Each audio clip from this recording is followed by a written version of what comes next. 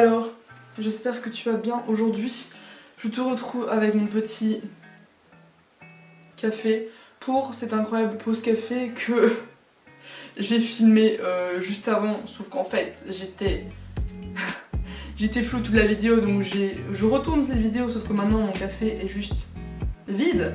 Donc bon, on fera une pause café sans café, mais je vais quand même laisser la petite tasse ici pour le côté psychologique de la chose. Donc c'est une pause café sans café, mais ça n'empêche qu'aujourd'hui je vais te partager des trucs très cool. Je vais te partager des chaînes YouTube, des comptes Instagram très sympas, films, séries, livres, musique cool, et des objets aussi cool que j'ai découvert récemment ou que j'ai acquis récemment.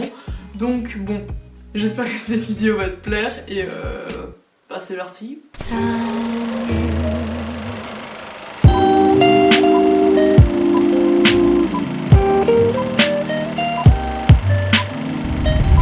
Alors on va commencer avec les objets cool du moment. Pour le moment c'est une pépite de ce mois-ci. C'est ces magnifiques chaussures Converse. Je ne sais même pas le nom de ces Converse, mais ça n'empêche qu'elles sont incroyables. Donc bah voilà. J'ai rien d'autre à dire, elles sont juste magnifiques. La dernière pompe que je m'étais achetée c'était en friperie, sauf que celle-ci je les ai pas trouvées en friperie, je les ai achetées chez Size, elles étaient en promo et je les ai payées genre 60 €, ce qui est pas énorme pour ce genre de chaussures qui sont en édition limitée, et j'ai jamais vu personne avec ces chaussures là, donc je suis très contente de mon acquisition, surtout que ça faisait plus de 1 an et demi, 2 ans que j'avais pas acheté de chaussures, donc bah je suis trop contente. Deuxième truc, objet cool pour cette pause café, c'est un mascara. Vous allez vous demander pourquoi est-ce que je vous partage un mascara alors que de base je parle pas de maquillage sur ma chaîne, mais parce que oui, ça m'arrive de porter parfois du maquillage pour des occasions spéciales, et donc je m'étais procuré ce petit mascara qui est super cool, qui est d'une marque dont je n'ai jamais parlé mais qui vaut vraiment la peine. La marque c'est Zao, et ils font des emballages en fait réutilisables. Donc en fait je vais vous faire une petite démonstration. Ici, ça c'est le mascara, et en fait quand celui-ci sera vide et que je voudrais racheter un nouveau mascara, je pourrais garder le packaging et juste changer en fait le tube ici à l'intérieur, qui est le tube avec le liquide pour le mascara, et du coup c'est super cool. En plus la compo est hyper clean, et vu que c'est un non waterproof, vu que c'est des trucs naturels donc c'est pas waterproof, je dois même plus utiliser de démaquillant, parce que je vais sous la douche et je fais comme ça et juste ça part. Donc pas de coton démaquillant, pas de démaquillant parce qu'il y a juste l'eau et ma main comme coton, et je trouve cool, franchement il est sympa. Donc si tu veux acheter un nouveau mascara, je te conseille ce petit mascara très sympa. Un petit bob que j'étais obligée, parce que je l'ai tellement saigné ce bob, je l'ai tellement mis que je ne pouvais pas ne pas l'intégrer dans cette vidéo. Donc voilà, petit bob qui est clairement mon favori de cette année, que j'ai porté des millions de fois, que j'ai acheté à une grand-mère à Paris sur un marché. Donc voilà, je suis trop fan, c'est magnifique, et ce bob est incroyable. Maintenant, je vais te parler de chaînes YouTube. J'ai décidé de te présenter 2 chaînes anglophones et 2 chaînes francophones, comme ça on a un petit peu un mix des deux. La première chaîne que je vais te présenter, c'est une chaîne d'une fille qui est américaine, je sais pas trop de quel état elle vient, mais elle s'appelle Audrey Storm, et elle fait des vidéos qui sont trop bien, hyper cinématiques, hyper belles, hyper épurées. Et je trouve qu'elle se démarque vraiment des autres youtubeurs. J'ai jamais vu des vidéos aussi bien faites et aussi originale, et je te conseille d'aller voir sa chaîne parce qu'elle fait vraiment des trucs trop beaux. La deuxième chaîne anglophone, c'est la chaîne de Willem, attendez, c'est quoi encore son nom? Willem Verbeek, on dirait un nom de hollandais flamand, un peu Verbeek. C'est aussi un américain, et c'est un mec qui fait des vidéos sur la photo argentique. Tout simplement, je suis en train de me réintéresser un peu à la photo argentique. J'ai beaucoup aimé sa chaîne, je la connais depuis quelques mois, et ses vidéos sont hyper bien faites. C'est des sujets qui sont assez originaux, qu'on voit pas souvent sur YouTube, et vu qu'il parle de photo argentique, je trouve ça super intéressant, on apprend plein de trucs, et donc je te conseille d'aller voir sa chaîne qui est vraiment ultra cool. Alors pour les 2 chaînes francophones, je vais commencer par la chaîne de Léo, donc c'est juste L-E-O, aussi simple que ça, et c'est une française qui partage ses lectures, qui partage ses livres, qui partage ses livres favoris, et c'est vraiment une chaîne qui est basée entièrement sur la lecture. J'ai découvert sa chaîne hyper récemment, et j'aime trop l'esthétique aussi de ses vidéos, c'est hyper agréable à regarder, et donc j'aime beaucoup sa chaîne. La quatrième chaîne qui est aussi une chaîne francophone, c'est la chaîne de Clash. Clash, c'est une de mes meilleures potes et elle s'est lancée sur YouTube très récemment. Elle a déjà fait quelques vidéos, elle est assez régulière et elle fait des vidéos sur vraiment tout ce qu'elle kiffe. Donc ça peut être de la customisation, ça peut être sur l'écologie, ça peut être sur la musique coréenne, ça peut être sur ses voyages. Elle parle vraiment de tout. Et donc pour la motiver un peu à se lancer et à continuer les vidéos, je te conseille d'aller suivre sa chaîne. Vraiment, elle fait du contenu qui est super top et elle vient juste de se lancer. Donc allez suivre sa chaîne. On va souvent faire des collabs en plus ensemble, des vidéos ensemble qui vont arriver après le confinement qu'on pourra se capter. Mais Clash, super cool chaîne YouTube. J'ai marrant de te parler de mes chansons du moment. C'était compliqué de choisir parce que déjà j'ai fait une vidéo sur ma playlist indie récemment, donc j'avais déjà un peu balancé tous mes bons plans niveau musique, mais j'avais envie de te partager une chanson que j'ai découvert vraiment pas longtemps. L'artiste il s'appelle Thoth, je sais pas du tout comment ça se prononce, je te mets un mini extrait.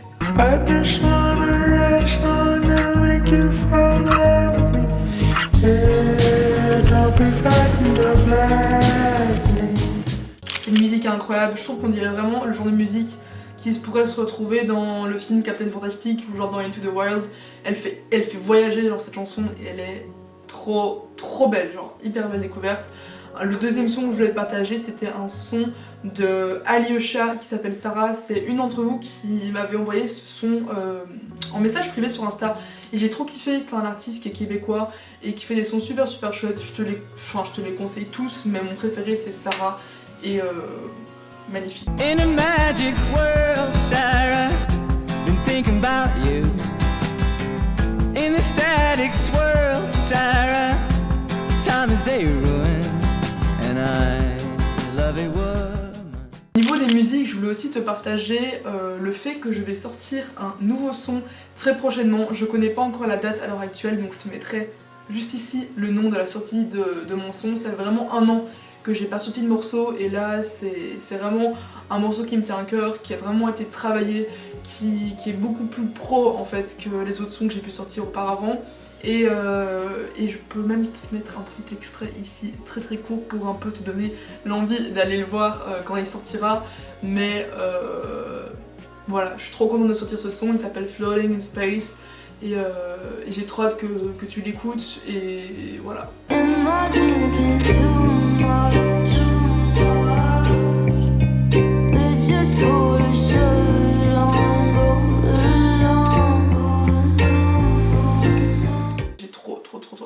Maintenant, je vais te parler d'un livre. Récemment, je me suis vraiment remis à la lecture et je suis trop contente parce que j'avais un peu perdu le goût de la lecture. Et là, je suis au taquet, genre je lis vraiment genre 2-3 livres par semaine.